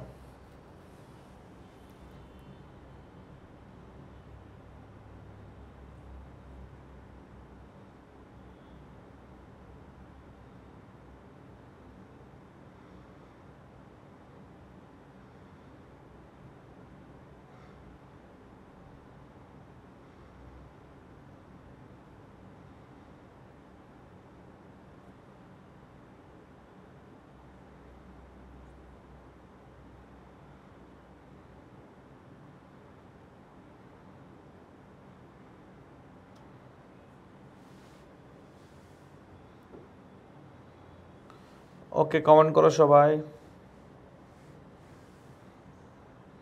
Clear concept. হ্যাঁ, জাকিয়া কমেন্ট করছো, ক্লাস কখন শেষ করবেন? কখন শেষ করলে ভালো হয় জানো? কখন শেষ করলে ভালো হয়? ক্লাস টাইম তো দেয়া আছে। আচ্ছা এটা কার আইডি? এপিসিন্ডিকা। এপিসিন্ডিকা মানে কি? এগুলো কি আসলে তোমাদের নিজেদের আইডি নাকি ফেক আইডি আল্লাহ জানে। ঠিক আছে, আমরা চলে যাই। যদি তোমরা রাদারফোর্ড মডেল ভালো করে বুঝে থাকো তাহলে আমরা এখন রাদারফোর্ডের সীমাবদ্ধতা নিয়ে আলোচনা করব।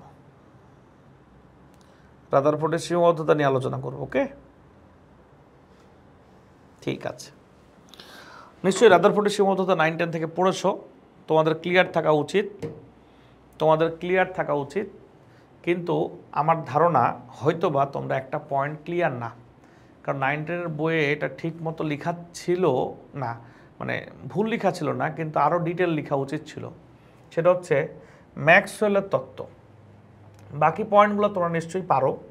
রাদারফোর্ডের সীমাবদ্ধতাগুলো আমি একটু দেখাচ্ছি। বাকি পয়েন্টগুলো পারো তোমরা, হয়তোবা, কিন্তু একটা পয়েন্ট নিয়ে তোমাদের বেশি সমস্যা। তোমাদের এইটা পড়াতে হবে কি না আমাকে জানাও। ম্যাক্সওয়েল রাদারফোর্ডের সীমাবদ্ধতা পড়াতে হবে নাকি তোমরা পারো, এগিয়ে যাবো, আমাকে একটু জানাও। এই কথা অনস্বীকার্য যে রাদারফোর্ড পরমাণু মডেলের মূল বক্তব্য পরমাণুর গঠন সম্পর্কে সঠিক নির্দেশনা প্রদান করে, কিন্তু তারপরেও কিছু সীমাবদ্ধতা রয়েছে। চলো আমরা এটা নিয়ে একটু আলোচনা করি, কী সীমাবদ্ধতা রয়েছে। বলছে এই মডেলকে সৌর মডেলের গঠনের সঙ্গে সাদৃশ্যপূর্ণ দেখানো হচ্ছে। সৌর মডেলের গ্রহগুলো তড়িৎ নিরপেক্ষ এবং তারাদের পরস্পরের মধ্যে মহাকর্ষ নিয়মে আকর্ষণ বিদ্যমান, কিন্তু পরমাণুর কক্ষপথে আবর্তনকারী ইলেকট্রনগুলো ঋণাত্মক চার্জযুক্ত এবং এরা পরস্পরকে কী করে, বিকর্ষণ করে। এগুলো নর্মাল বিষয়, তোমরা জানো। আচ্ছা, আমাকে একটু জানাও যে এইটার কোন পয়েন্ট তোমরা পারো না। হ্যাঁ, তোমাদের কাছে তো বইয়ের হার্ড কপি আছে, যারা পাও নাই তারা নিয়ে নিবা। আচ্ছা, এখানে বলছে ম্যাক্সওয়েলের তত্ত্বানুসারে পরিক্রমণরত চার্জযুক্ত ইলেকট্রন কণার অবিচ্ছিন্নভাবে শক্তি বিকিরণ করার কথা। এভাবে শক্তি হারাতে থাকলে নিউক্লিয়াসের আকর্ষণে ইলেকট্রনের কক্ষপথ সর্পিল আকারে হ্রাস পেয়ে একসময় ইলেকট্রন নিউক্লিয়াসে পতিত হবে। এতে রাদারফোর্ডের বর্ণিত পরমাণু মডেলেই আর কোনো অস্তিত্ব থাকে না।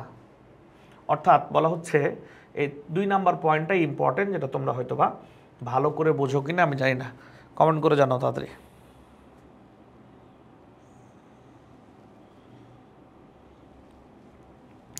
ওকে, অ্যাপিস ইন্ডিকা লিখেছ মৌমাছির বৈজ্ঞানিক নাম। আমি এটা জানি, এটা মৌমাছির বৈজ্ঞানিক নাম, কিন্তু নিজের নামের আইডি না, অন্য কিছুর আইডি, তাই বললাম। এটা খুব ইন্টারেস্টিং ছিল। ওকে, আচ্ছা, মজার ব্যাপার বোঝো এখানে কি হয়েছে আসলে। ম্যাক্সওয়েলের তত্ত্ব, রাদারফোর্ড মডেল, এটা নিয়ে কী হয়েছে? রাদারফোর্ড ঠিক ছিল নাকি ম্যাক্সওয়েল ঠিক ছিল, নাকি দুজনেই ঠিক ছিল? আসলে ব্যাপারটা কি এত ক্লিয়ার করে খোলাসা করে 9-10 বইয়ে লেখা নেই। মূল ব্যাপারটা ছিল রাদারফোর্ড না ম্যাক্সওয়েলের একটা তত্ত্ব রাদারফোর্ড মডেলের আগের থেকেই প্রচলিত। অর্থাৎ ম্যাক্সওয়েলের একটা তত্ত্ব কমিউনিটিতে তখন প্রচলিত ছিল। কি ছিল? যে পরমাণুতে না, দুঃখিত, কোনো চার্জযুক্ত বস্তু যখন কোনো বিন্দুকে কেন্দ্র করে ঘুরবে তখন সে শক্তি হারাবে এবং কেন্দ্রে পতিত হবে। অর্থাৎ ম্যাক্সওয়েলের তত্ত্বটা ছিল এরকম যে কোনো চার্জযুক্ত বস্তু নট ইলেকট্রন, চার্জযুক্ত বস্তু, সে ইলেকট্রনকে নিয়ে কিছু বলে নাই, সে বলছে কাকে নিয়ে? চার্জযুক্ত বস্তু। তার কথা হচ্ছে কোনো চার্জযুক্ত বস্তু যখন কোনো বিন্দুকে কেন্দ্র করে ঘুরবে, ঘুরতে ঘুরতে শক্তি হারাবে এবং কেন্দ্রে পতিত হবে, এটা চার্জযুক্ত বস্তু হবে। সে শক্তি হারাবে এবং কেন্দ্রে পতিত হবে। কি ব্যাপারটাকে ক্লিয়ার? এখন তুমি এটার বাস্তবে প্রমাণ দেখো। আমাদের বডিতে নিশ্চয়ই চার্জ আছে। কিছু সময়ের জন্য তুমি নিজেকে চার্জযুক্ত বস্তু কল্পনা করো। তুমি দেখবা তুমি যখন ঘুরবা পাকে পাকে, ছোটোবেলায় হয়তো নিশ্চয়ই সবাই এরকম পাকে পাকে ঘুরতো, ঘুরতে ঘুরতে একটা সময় কিন্তু তুমি শক্তি হারায় ফেলবা, মাথা ঘুরাবে, পড়ে যাবা। মাথা ঘুরায় কখন? যখন ঘোরার শক্তি থাকে না তখন। খেয়াল করছো? তাহলে ম্যাক্সওয়েলের তত্ত্বটা একটা প্রমাণিত তত্ত্ব, ওই সময় প্রচলিত ছিল যে চার্জযুক্ত বস্তু হলেই সে ঘুরবে, যখন তখন তার শক্তি হারাবে, কেন্দ্রে পতিত হবে। আমরাও পাকে পাকে ঘুরলে, এমনি এমনি ঘুরলে কিন্তু কি হয়ে যায়? মাথা ঘুরাই এবং আমরাও কিন্তু কেন্দ্রে পতিত হই। এই তত্ত্ব নিশ্চয়ই ম্যাক্সওয়েল পরমাণুর জন্য দেয় নাই, ইলেকট্রনের জন্য দেয় নাই। এইটা তার একটা সাধারণ তত্ত্ব এবং একটা প্রমাণিত এবং সত্য তত্ত্ব। এখন সমালোচকদের কাজ কি? সমালোচনা করা। রাদারফোর্ড যখন পরমাণু মডেল আবিষ্কার করলো তখন রাদারফোর্ড বলল যে ইলেকট্রন সমূহ নিউক্লিয়াসকে কেন্দ্র করে ঘুরবে, ইলেকট্রন সমূহ নিউক্লিয়াসকে কেন্দ্র করে কি ঘুরবে। তখন সমালোচক তারা বলল যে আচ্ছা, ইলেকট্রন তো ঋণাত্মক চার্জযুক্ত, রাদারফোর্ড তো বলতেছে ইলেকট্রন সমূহ নিউক্লিয়াসকে কেন্দ্র করে ঘুরবে, তাহলে বাস্তবতা কি? তাহলে বাস্তবতা কি এরকম যে ইলেকট্রন তাহলে ঘুরতে ঘুরতে ম্যাক্সওয়েলের তত্ত্ব অনুযায়ী শক্তি হারাবে এবং কেন্দ্রে পতিত হবে? তাহলে তো ম্যাক্সওয়েলের তত্ত্ব যেহেতু আমরা জানি আগের থেকে এটা ঠিক তত্ত্ব, সঠিক তত্ত্ব, তাহলে ইলেকট্রন ঘুরে তো শক্তি হারিয়ে কেন্দ্রে পতিত হবে। তাহলে ধুর, রাদারফোর্ড যে মডেল দিছে এই মডেল কি নাই, ঠিক নাই, অর্থাৎ এটা একটা অস্থায়ী মডেল। এটা কে বলল? ম্যাক্সওয়েল বলে নাই। কে বলছে? সমালোচকরা বলছে। যেহেতু ম্যাক্সওয়েলের তত্ত্বটা আগের থেকে প্রচলিত ছিল, তাই এই সম্পর্কে একটা মন্তব্য রাদারফোর্ডের আগের থেকে করা উচিত ছিল যে আসলেই ইলেকট্রনের জন্য ম্যাক্সওয়েলের তত্ত্ব কার্যকরী হবে নাকি হবে না। কিন্তু ম্যাক্সওয়েল এই তত্ত্বটার বা ম্যাক্সওয়েলের তত্ত্বটার সম্পর্কে রাদারফোর্ড কোনো আলোকপাত করেন নাই। অর্থাৎ রাদারফোর্ড বলেন নাই যে ইলেকট্রনের জন্য ম্যাক্সওয়েলের তত্ত্ব প্রযোজ্য হবে নাকি হবে না। এখন তিনি এটা বলেন নাই ইচ্ছা করে, নাকি তিনি এটা বলতে পারেন নাই, নাকি তিনি এটা বলার প্রয়োজন মনে করেন নাই, সেটা তো আমরা কেউ জানে না। কিন্তু রাদারফোর্ড যদি জাস্ট বলে দিত যে ইলেকট্রনের জন্য ম্যাক্সওয়েলের তত্ত্ব কি না প্রযোজ্য না, ম্যাক্সওয়েলের তত্ত্ব অন্য কিছুর জন্য প্রযোজ্য, কারণ একটা তত্ত্ব তো সব বস্তুর জন্য প্রযোজ্য নাও হতে পারে, আর ইলেকট্রন তো সাধারণ চার্জযুক্ত বস্তুর মতো না। যেহেতু রাদারফোর্ড এটা নিয়ে কোনো কথা বলেন নাই, মানবে এটাও বলেন নাই, মানবে না এটাও বলেন নাই, আর ম্যাক্সওয়েলের তত্ত্ব যেহেতু আগের থেকে প্রচলিত, তাই সমালোচকরা এটা নিয়ে কি করেন, সমালোচনা করেন। কিন্তু বাস্তবতা হচ্ছে ম্যাক্সওয়েলের তত্ত্বটা ইলেকট্রনের জন্য প্রযোজ্য নয়। এই ম্যাক্সওয়েলের তত্ত্বকে আমলে নিলে রাদারফোর্ড মডেলটি অস্থায়ী হয়ে যায়, বাট ম্যাক্সওয়েলের তত্ত্ব আমলে নেওয়া যাবে না। বলো ব্যাপারটা ক্লিয়ার কিনা?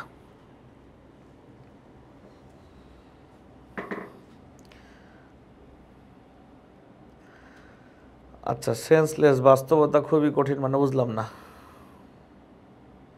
কি বলো। আচ্ছা, সবাই কমেন্ট করে জানাও ব্যাপারটা ক্লিয়ার কিনা। তোমরা কি আজকে ক্লাস কি গতদিনের মতোই একটু বেশি বোরিং মনে হচ্ছে নাকি ঠিক আছে?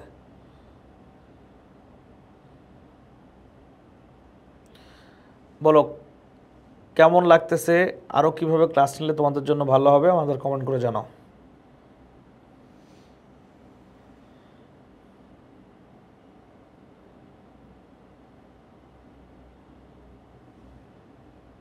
ওকে, ক্লিয়ার জানাচ্ছ, তোমাদেরকে অনেক ধন্যবাদ। মুজাহিদ খন্দকার, গোলাম রাব্বি, শাহিদা আক্তার সুমি, ধন্যবাদ তোমাদের সবাইকে। আচ্ছা, ওকে, আমরা এবার চলে যাই পরবর্তী আলোচনায়। দেখো এখানে 3 নম্বর পয়েন্টে বলা হচ্ছে রাদারফোর্ড মডেলে শক্তি শোষণ এবং বিকিরণ সম্পর্কে কোনো মন্তব্য করা হয় নাই। অর্থাৎ এই যে রাদারফোর্ড মডেলে শক্তি শোষণ এবং বিকিরণ সম্পর্কিত কোনো ব্যাখ্যা দেওয়া হয় নাই। 4 নম্বর বলা হচ্ছে ঘূর্ণনত ইলেকট্রনের কক্ষপথের আকার ও আকৃতি সম্পর্কে কোনো ধারণা দেওয়া হয় নাই মডেলে। এটা বলা হচ্ছে যেসব পরমাণুতে বহু ইলেকট্রন আছে সে সব ক্ষেত্রে ইলেকট্রনগুলো নিউক্লিয়াসকে পরিক্রমণ করে সে সম্পর্কে কোনো উল্লেখ এই মডেলে নেই। এগুলো সবগুলো দেওয়া আছে, হ্যাঁ, এগুলো তুমি আগে থেকে জানো। যদি রাদারফোর্ড মডেল নিয়ে কোনো কোশ্চেন করতে চাও কমেন্ট করো, আর যদি কোশ্চেন না করতে চাও সবাই ক্লিয়ার লিখো বা ডান লিখো। আমরা যদি এটা ডান লিখো তোমরা, আমরা 2 মিনিট পরে বোর মডেলে চলে যাব। সবাই একটু ক্লিয়ার কিনা আমাকে জানাও, যদি ক্লিয়ার থাকে আমরা বোর মডেলে চলে যাব। সবাই কমেন্ট করো, আমি 1 মিনিট ব্রেক নিচ্ছি, সবাই কমেন্ট করো। আচ্ছা, একজন বলছে স্যার শেষ করবেন কখন? তোমরা বললে শেষ করে দেবো। আমি রাদারফোর্ড মডেলই আজকে পড়াতে চেয়েছিলাম, বোর মডেল পড়ালে একটু ভালো হয়, যদি আজকে শেষ হবে না, তবে আরও কিছু টাইম আছে, 15-20 মিনিট আরও পড়লে পড়া যায়। সবাই কমেন্ট করে জানাও। আচ্ছা, জাকিয়া লিখছে শেষ করবেন কখন? 1 ঘন্টা তো হলো কেবল।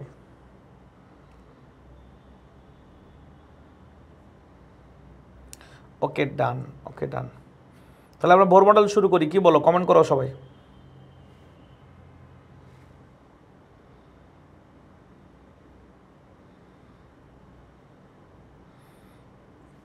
সবাই কমেন্ট করো, বোর মডেল শুরু করবো কিনা।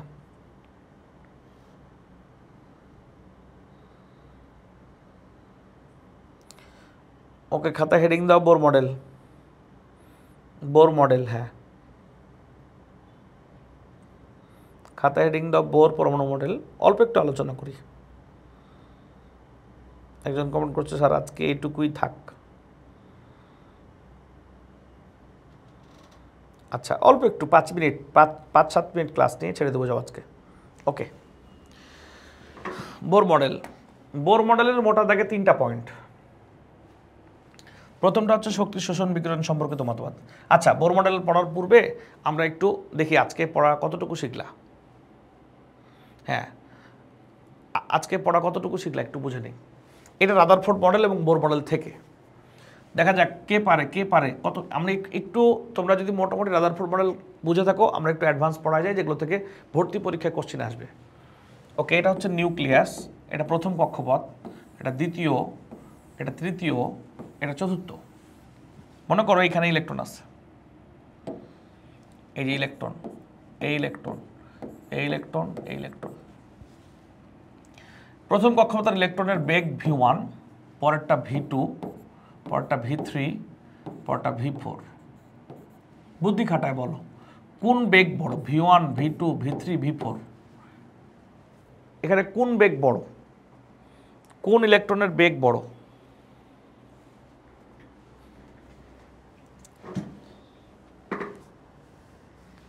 কোন ইলেকট্রনের বেগ বড়? দ্রুত কমেন্ট করো।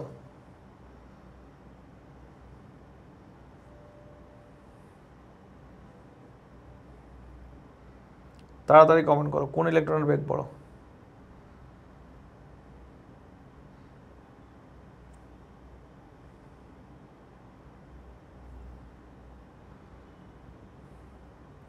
অনেকে বলতেছো v4,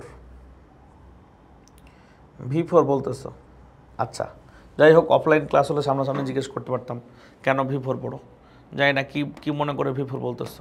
আচ্ছা, তোমরা নিশ্চয়ই অনেকে এই সূত্র দিয়ে বলতেছো NH না MVR ইকুয়াল NH/2 পাই, যেখানে যেখানে n বড়, কক্ষপথ সংখ্যা বেশি, ওখানে বেগ বেশি। হয়তো এমন কিছু বলতেছো, কিন্তু মনে রাখবা n এবং v এর মধ্যে সম্পর্ক তোমার কাছে দেখে মনে হচ্ছে সমানুপাতিক। এটা কিন্তু বেগ নির্ণয়ের সূত্র না, এটা হচ্ছে কৌণিক ভরবেগ নির্ণয়ের সূত্র। যদি বাম দিকের MVR ডান দিকে MR কে ভাগ করে দাও, v বামে থাকবে, ডান দিকে যদি MR কে ভাগ করে দাও, তখন কিন্তু n এবং v এর মধ্যে সম্পর্ক আর কি থাকবে না, সমানুপাতিক থাকবে না, চেঞ্জ হয়ে যাবে। কথা কি বুঝছো? ক্লিয়ার? তাহলে এই সূত্র দিয়ে কিন্তু আমি কিভাবে কোনটা বেগের অরিজিনাল সূত্র আমি সেটা একদম প্রতিপাদন করে তোমাদেরকে দেখাবো। পরবর্তী 2-3টা ক্লাস পরে প্রতিপাদন করে দেখাবো। মনে রাখবা n এবং v, n এবং কি v, এরা পরস্পরের কি, মানে n এবং v এরা সমানুপাতিক ব্যস্তানুপাতিক, এই সূত্র দিয়ে নির্ণয় করা যাবে না। চলে যাও মূল আলোচনায়, খেয়াল করো। তোমরা একটু চিন্তা করো, এখানে অনেকগুলো ইলেকট্রন আছে, কোন ইলেকট্রনের প্রতি নিউক্লিয়াসের আকর্ষণ বেশি? নিশ্চয়ই যে ইলেকট্রনটা প্রথম কক্ষপথের ইলেকট্রন, যেটা দ্বিতীয়, যেটা তৃতীয়, যেটা চতুর্থ, যেই ইলেকট্রনটা কাছে আছে তার প্রতি আকর্ষণ বেশি। আমি বলবা কাছে থাকলে আকর্ষণ বেশি, এটা আপনি বুঝলেন কেমনে? দূরে থাকলে আকর্ষণ কমে যায় কেন? প্রশ্ন করতে পারো কেউ কেউ, যদি এই প্রশ্ন এটা কেউ করো না, বাট তোমাদের আরও ক্লিয়ার কনসেপ্ট দেওয়ার জন্য, আধা আধা আইডিয়া না, একদম ফুল ক্লিয়ার ধারণা দেওয়ার জন্য আমরা তোমাদেরকে বলি F equal K Q1 Q2/d²। নিশ্চয়ই পড়েছো তুমি এই সূত্র থেকে, নিশ্চয়ই জানো যে দূরত্ব বাড়লে আকর্ষণ বল কমে যায়। এটা ফিজিক্সের একটা সূত্র। দূরত্ব বাড়লে আকর্ষণ বল শুধু কমেই যায় না, বর্গ আকারে কমে যায়। দূরত্ব বাড়লে আকর্ষণ বল শুধু কমে যায় না, কিভাবে কমে যায়? বর্গাকারে কমে যায়। তাহলে প্রথম কক্ষপথের ইলেকট্রনের প্রতি নিউক্লিয়াসের আকর্ষণটা কি যেমন, দ্বিতীয়, তৃতীয়, চতুর্থ, অর্থাৎ নিউক্লিয়াস থেকে দূরে গেলে আকর্ষণ বল কি ওইটা থাকে নাকি চেঞ্জ হয়ে যায়? নিশ্চয়ই দূরে গেলে আকর্ষণ বল কমে যায়। তাহলে যে ইলেকট্রনের প্রতি নিউক্লিয়াসের আকর্ষণ কম বা আকর্ষণ বল কম, কেন্দ্রমুখী বল কম, নিশ্চয়ই তার বহির্মুখী বলও কম হবে। কারণ আমরা নিশ্চয়ই জানি কেন্দ্রমুখী বল এবং কেন্দ্রবিমুখী বল পরস্পর কি হইতে হবে? সমান হইতে হবে। যদি কেন্দ্রমুখী বল আর কেন্দ্রবিমুখী বল পরস্পর সমান না হয়, তাহলে ইলেকট্রন তো ওই জায়গা থেকে ঘুরবে না। অর্থাৎ কেন্দ্রমুখী বল এবং কেন্দ্র বহির্মুখী বলকে কি হইতে হবে? সমান হইতে হবে। তাহলে যে ইলেকট্রনটা নিউক্লিয়াস থেকে দূরে যাচ্ছে তার বেগ কি? বেশি হবে না কম হবে? নিউক্লিয়াস থেকে দূরে গেলে আকর্ষণ বল কমবে, তাহলে বহির্মুখী বলও কমতে হবে। আর বহির্মুখী বল কখন কম হবে? যখন ইলেকট্রনটা আস্তে ঘুরবে।